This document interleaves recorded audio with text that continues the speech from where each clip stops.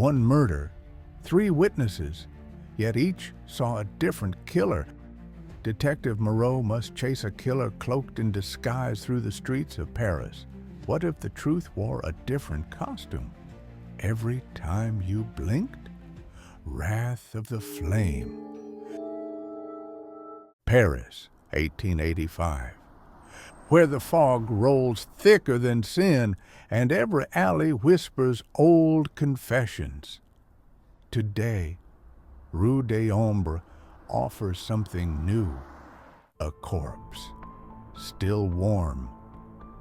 The body of Augustin Larocque lies crumpled beside the bricks, a gold-handled dagger coated with blood beside him. Detective Moreau steps out, trench coat heavy with rain. Officer Pierre follows, boots slipping slightly on the wet stones. It had been 2 weeks since they last stood side by side. Moreau, who usually welcomed solitude like an old friend, found himself somewhat glad to see Pierre again. Victim's name is Augustin Larocque, banker. Found by a street vendor around 7 o'clock.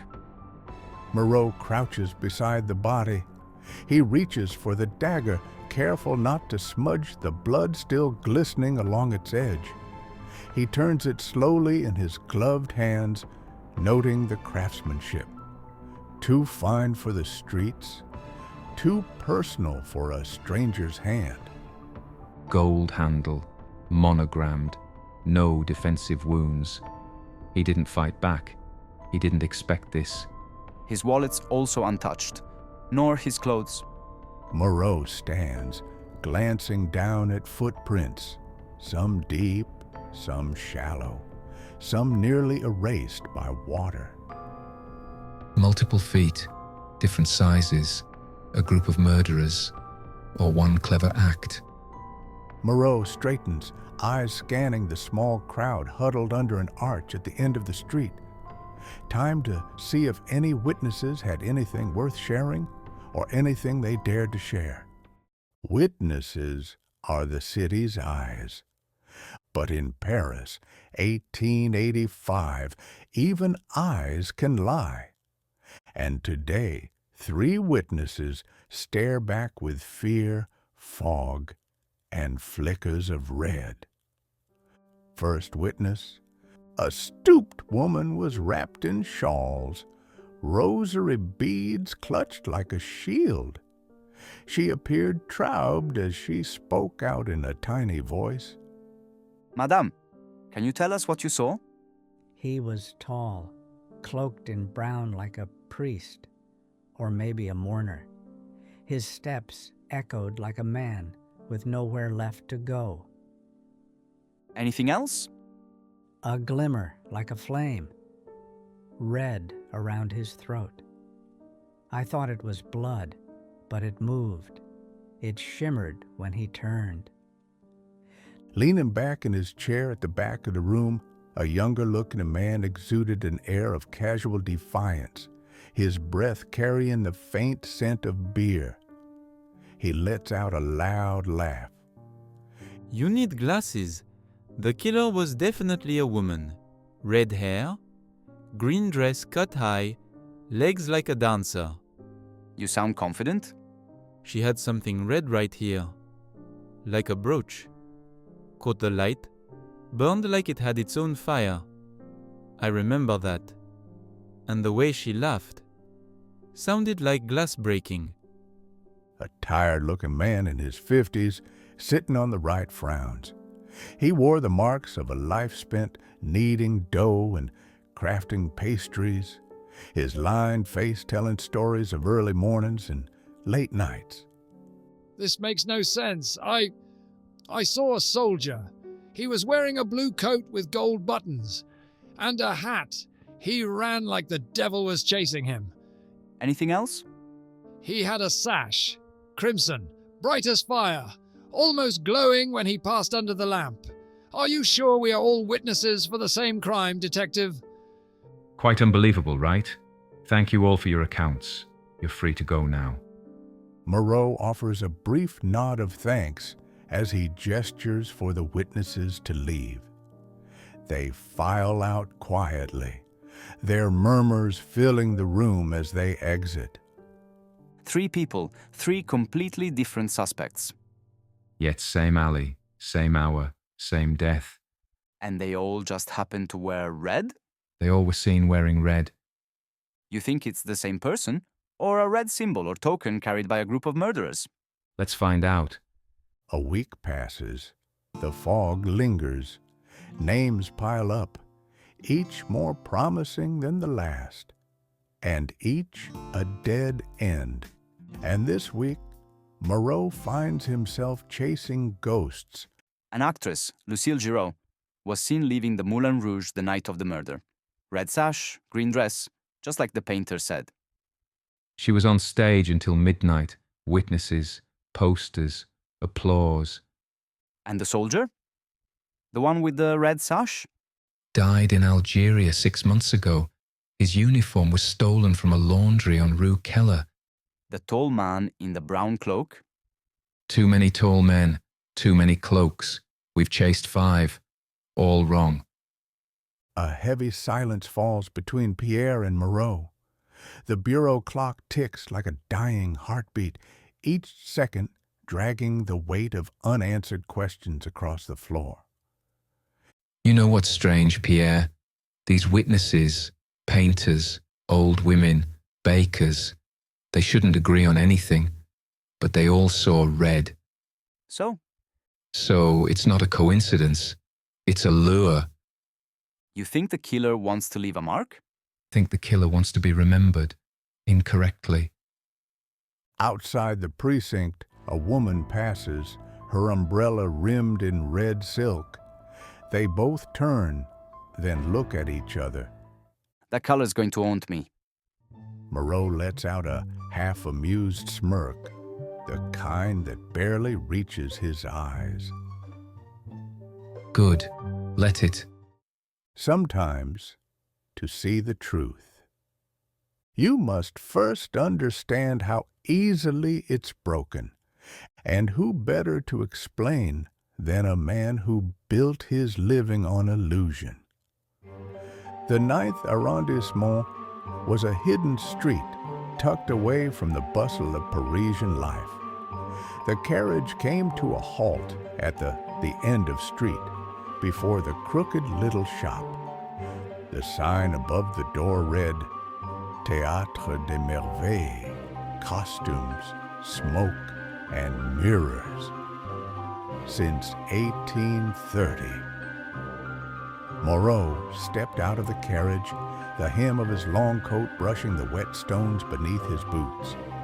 Pierre followed, his movements cautious, ever watchful, as the carriage driver tipped his hat and disappeared into the mist. Inside, the dim light revealed a cluttered space filled with vibrant fabrics and half-finished props, a chaotic testament to the art of deception. Moreau's keen eyes scanned the room, searching for the man who could unravel the tangled threads of the case, while Pierre took note of every detail, ready to capture the nuances of illusion that could lead them closer to the truth. Still brooding like a gargoyle, I see, Moreau. You always did walk, like guilt was sewn into your coat. A shadow stepped out from behind the curtain. Moreau turned towards the voice with a faint smile. And you still speak like you're waiting for a curtain to fall. Etienne Valin was a man in his 60s, his presence commanding even in his worn black coat. His face was sharp, with deep-set eyes that sparkled with mischief and wisdom. Valin's demeanor exuded a mix of arrogance and charm, embodying the very essence of a man who thrived in the world of illusion. Pierre, meet Etienne Valin, once Paris's finest illusionist. Now he mostly helps rich men with banquets and masquerade balls. And makes rent doing it. What brings you? Looking to vanish? Moreau takes out a red scarf from his coat. Tell me how someone could use something like this and be 3 different people in the same hour. Our witnesses described 3 different killers: a soldier, a courtesan, a cloaked man. All of them wore something red. Valin's fingers brush over the scarf, a glint of amusement flickering in his eyes as he examined it.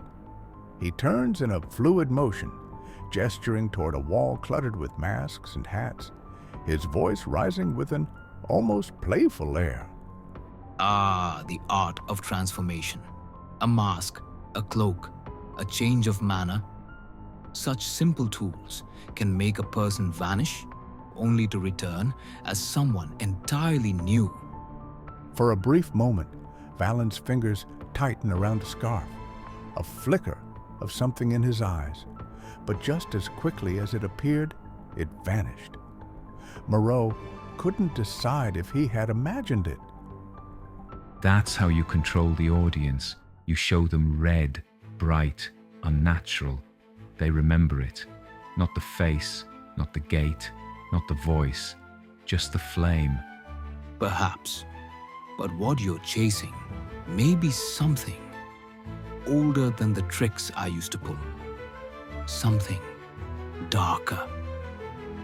Moreau stops in front of a mannequin dressed in an old military coat with tarnished buttons. Who do you know that could pull this off in the street in real time?